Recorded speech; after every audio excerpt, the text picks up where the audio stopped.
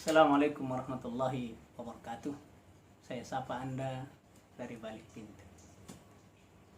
Alhamdulillah wassalatu wassalamu ala rasulillah wa ba'du. Teman karib yang dimuliakan oleh Allah, perjalanan kita terkadang harus tersandung batu dan kita terjatuh, lalu kita bangkit dan berjuang meneruskan perjalanan hingga sampai ke tujuan.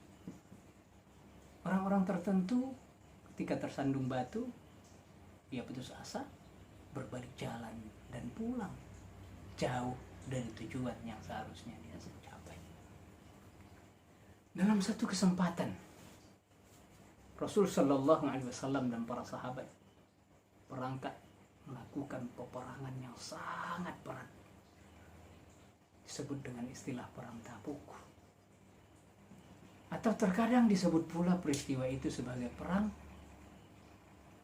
Jaisul Ashur, tentara yang sulit, berat, cuaca panas, bekal sedikit terbatas, sampai Rasulullah Sallallahu Alaihi Wasallam kasih iming-iming yang tentu tidak main-main, iming-iming yang tidak main-main. Siapa yang mau berinfak, falahul jannah.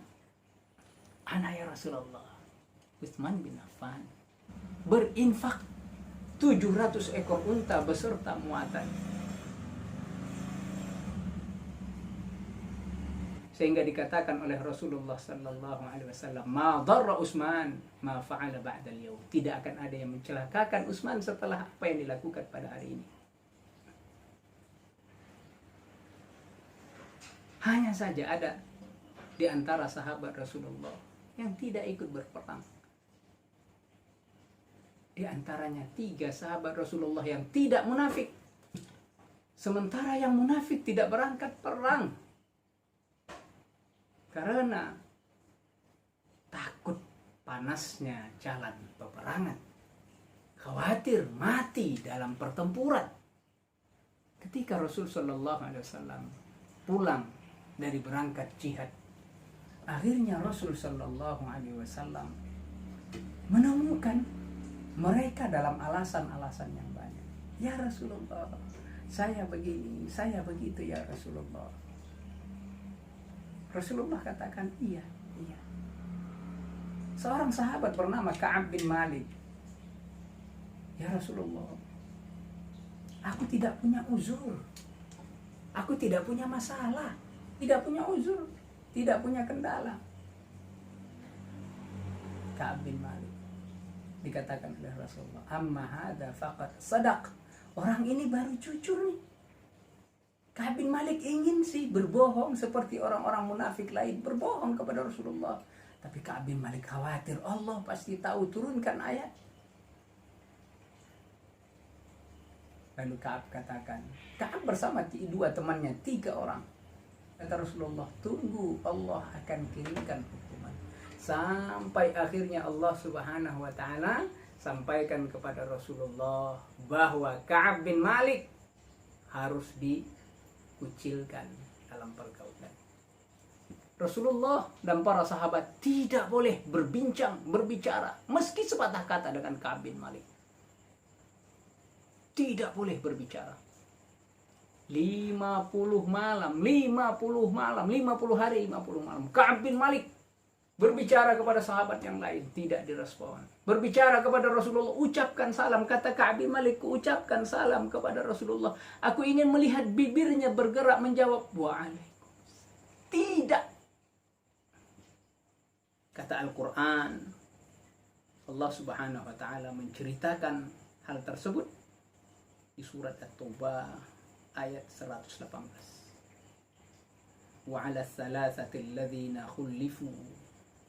3 orang yang tidak ikut berperang, hatta idza dhaqat 'alaihimul ardu bima rahubat. Sempit bagi mereka bumi yang lapang ini, sempit.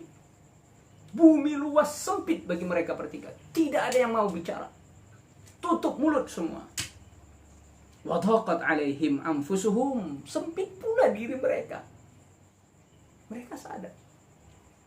wa dhannu alla malja'a minallah. Tidak ada cara selamat dari azab Allah illa ilaih, kecuali kembali kepada Allah saja. Thumma taba alaihim liyatubu, kemudian Allah menerima taubat mereka. Ka'ab bin Malik, bahkan satu hari utusan Rasul sallallahu alaihi wasallam datang ke rumahnya mengatakan kepada istrinya, Rasulullah katakan kepada istri Ka'ab bin Malik supaya tidak bicara dengan Ka'ab bin Malik, tidak melakukan interaksi apapun dengan Ka'ab bin Malik. Semakin sempit. Bukan cuma penduduk Madinah, bukan cuma Rasulullah, anak istrinya tidak berbicara dengan Ka'ab bin Malik. Keluarganya meninggalkannya, perintah Rasulullah, karena ingkar dari perintah ajakan jihad fisabilillah. Di masa itu teman-teman, datanglah surat dari Ghashasinah kepada Ka'ab bin Malik. Suratnya kira-kira berisi, wahai Ka'ab bin Malik, kami mendapat berita engkau sedang dikucilkan oleh sahabatmu Muhammad. Datanglah kepada kami. Datanglah kepada kami. Engkau akan mendapatkan jabatan, engkau akan mendapatkan rumah, engkau akan mendapatkan wanita, harta, jabatan, tahta, engkau akan dapatkan semua. Ka'ab bin Malik bergetar, dia membaca surat tawar. Surat tawaran bikinnya bergetar. Dia terima atau tidak? Dia sadar ini adalah pangkal fitnah yang apabila dia sambut dia akan terbenam ke jurang neraka. Ka'ab bin Malik ambil surat, dia bakar ke dalam dapur tempat membakar rotinya.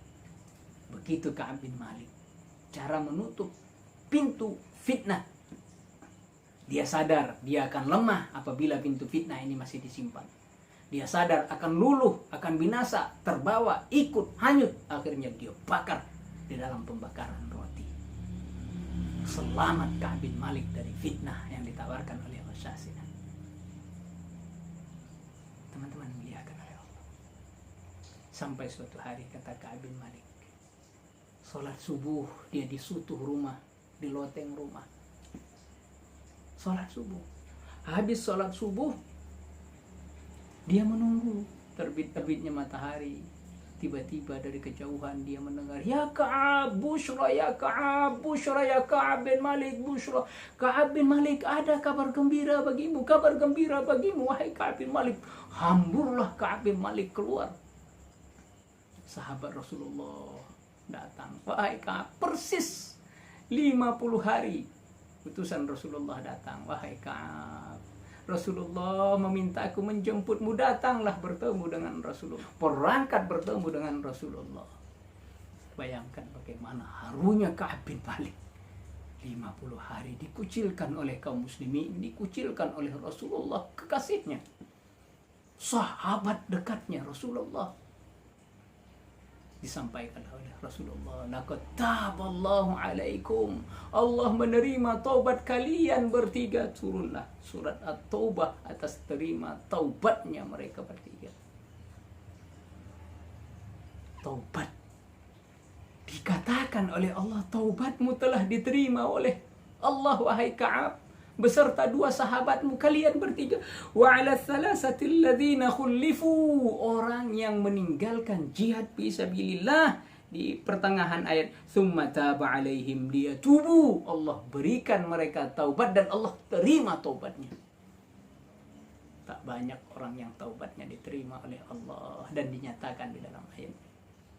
Tanya diri kita, seberapa rasa keyakinan kalau taubat kita sudah diterima oleh Allah?